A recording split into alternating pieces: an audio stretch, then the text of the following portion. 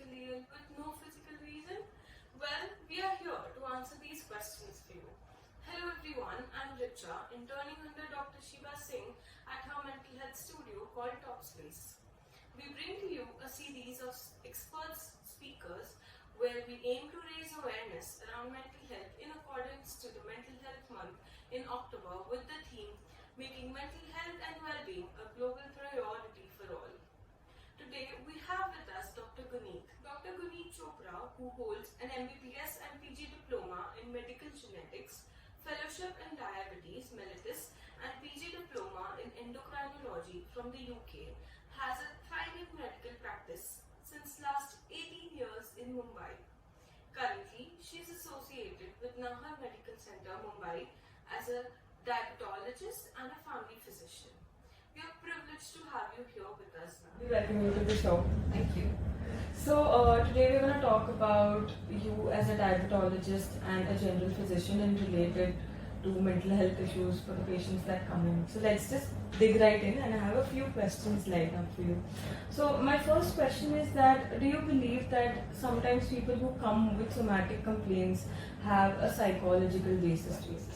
Yes, they do.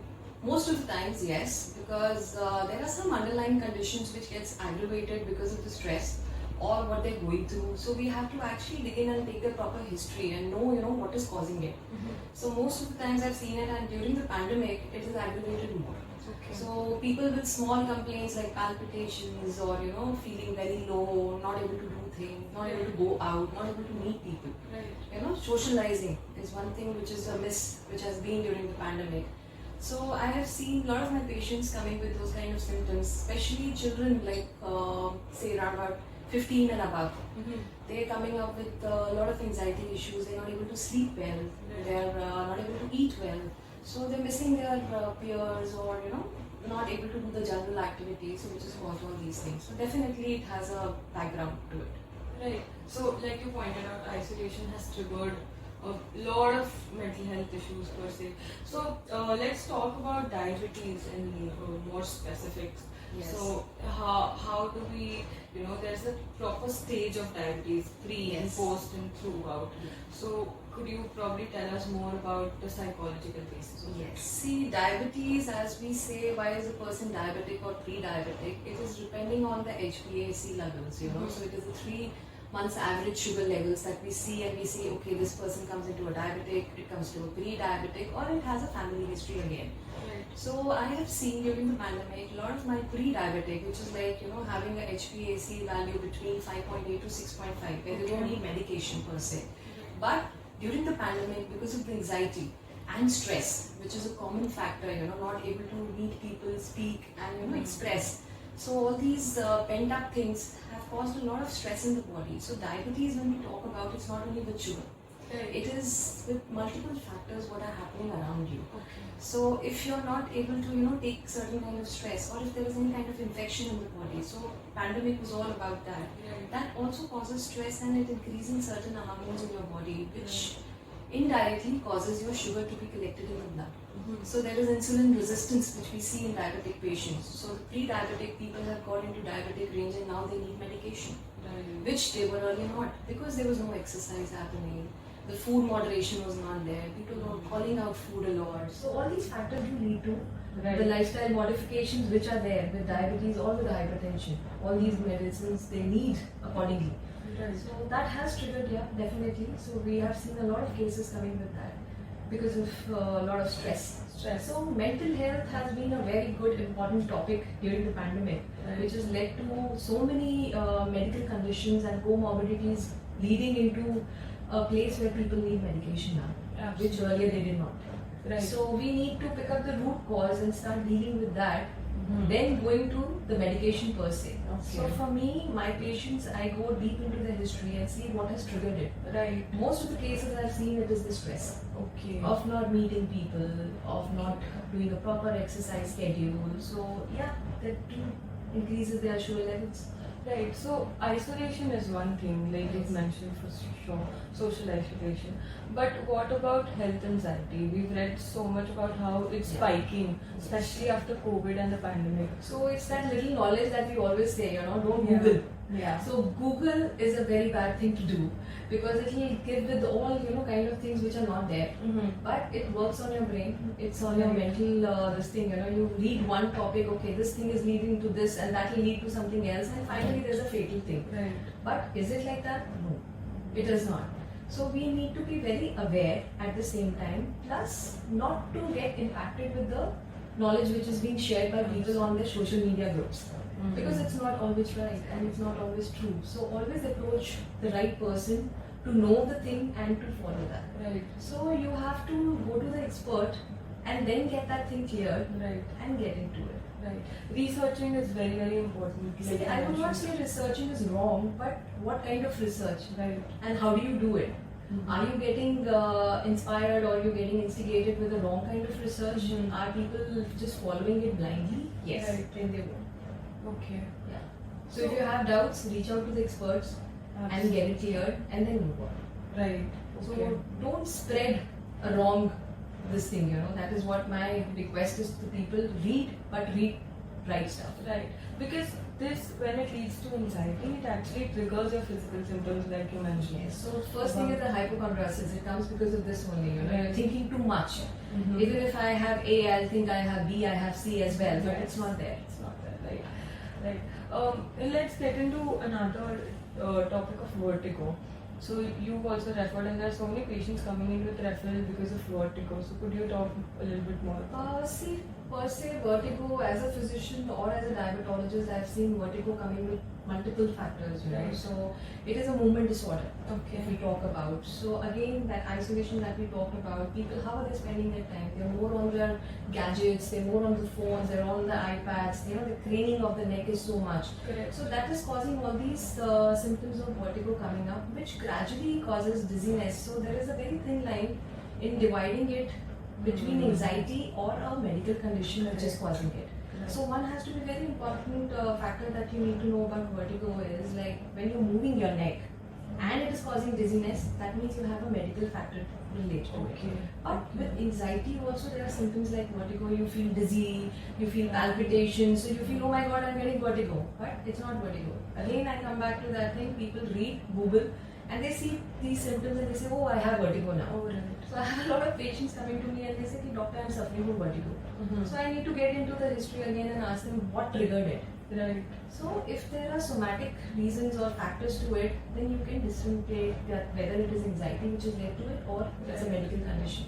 Like vertigo. Yes. And I think this kind of awareness coming from an expert like you is so important because nobody is going to tell you that if you're moving your head, it's actually medical or not. So I think this was great. Another thing that people confuse between is a panic attack and a heart attack. So have you seen patients coming in with calling it a heart attack, but it's actually a panic attack? So generally a panic attack causes a lot of tightness in your chest. Right. You're not able to breathe because there are spasms in your chest muscles and all.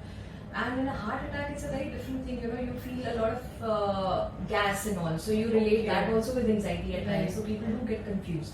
So the first thing they feel is their heart is something is wrong with their heart because they have a chest pain. Right. So chest pain is always not related with heart attack. It is like with multiple things. We have to know what is the history of the patient again. Do they have any comorbidities which must have triggered it? Or what kind of food that person had had, or what kind of behavioral attitude has been there for the patient in the last 1 or 2 weeks. Have they not been sleeping because of stress or anxiety? So that thing needs to be pinpointed. Absolutely. And then we always do an ECG and we find it out. So you can rule it out accordingly. Just for the patients, this thing also we say, okay, let's get an ECG so we know whether it is anxiety or not. Absolutely. But most of the times when you're talking to the patient and you're making them aware, they start relaxing. So we can see this is anxiety which is led to it and not a heart attack. Because in a heart attack, the symptoms are not going to just go. Absolutely. Right? But in anxiety, if you're taking deep breaths and you're getting better, yes. Right.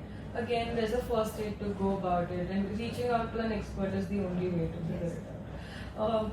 Now, just summarizing it all, have you seen a pattern of people coming in with poor physical health because of a constant poor mental health? Definitely, as we earlier also mentioned about it, it's like people getting very depressed with not meeting people, not being able to express themselves, and not being able to do their day-to-day activity which they were doing earlier. Right. So obviously, those things are correlated and they go side by side and hand in hand. And one leads to the other. That is what we all the time see. Yes. Right. Okay. Let's talk about some demographics now. What's the age group that's mostly suffering gender differences, if any? See, right now, post-pandemic, it's both the genders that I've been seeing. So male, female, both are there. Right. And earlier we used to always relate women with anxiety, but that's not the case anymore. Right. We've seen a lot of males and men also coming down with it. Young Okay. boys coming down. I've seen a lot of young boys. Right. Because, the teenagers, they have a hormonal imbalance happening. They're getting into adolescence. So there are a lot of hormonal changes happening in their body. So they are, coping up with that, as well as with the other factors of not meeting their peers and able to talk and express. Right. So that leads to a lot of anxiety issues in the teenagers that we've seen. There are a lot of schools which are approaching the therapist and they're getting their help to help the children. Absolutely. So I have seen a lot of senior citizens getting into anxiety and depression during the pandemic because they've been in the house, they've not gone for their small walks, they've not met their friends, they've not discussed things with people. So yeah, so it's not a gender thing, but we have seen in both the cases that men and women both are equally getting affected with it. Right. And it's not just one age group that we can pinpoint and say, okay, this is. It has been in youngsters, it's been in adolescent kids, everybody. Even with very young children, we've seen them coming. Yes, they're getting aggressive because of too much of gadget time that Okay. they've been going through. So they're getting very aggressive in their behavior. The moment you pick up their gadget and take it away from them, you see a lot of anger. Right. What is that anger? That is again anxiety because they don't want that thing to go. Correct. So the constant fear of losing their support system Yeah. causes and triggers all these Especially somatic when features. Yes. Right, especially when they do not have a chance to step down and play noted, right? Okay. So last, do you have any recommendations for people watching this about how to maintain their physical health in relation to their mental? See, now that we're getting back to a little bit of normalcy, I would request everybody to lead a healthy life by, eating well and exercising every day to, release some happy hormones in their body and getting the stress hormones down. Plus, at the right time, meeting a therapist and taking the help so that it doesn't get prolonged and it is difficult to even manage them. Right. So the first step, according to me, is to meet a therapist and then comes the medicine. Okay. Not the medicine and then the therapist. Right. So you have to go step by step. If the therapy itself is helping you, you don't need medication. Right. So it's always better to go a step Right. as mentioned and go ahead with it. And it's totally okay to first see a therapist. And if you need medicines, the therapist is going to tell you. And So- a therapist means a psychologist, not a psychiatrist. So that Right. stigma has to be out that I'm going and seeing a psychiatrist. You don't need a psychiatrist initially. Right. You just need to meet the right person, a psychotherapist, which are like so many are available now. Right. So if you're guided well, you can be in a better state at the right time, and you don't fall into the trap of getting medications for life. So it's a stigma which one needs to deal with, and now everybody is dealing with it. So we have to just face it and take it. Absolutely. I think the awareness has started Yes. to come out in a lot of people, but I think we have a long way to go, but we'll reach that. But we're always there. Already we've started taking those baby steps, and we're almost there. Awesome.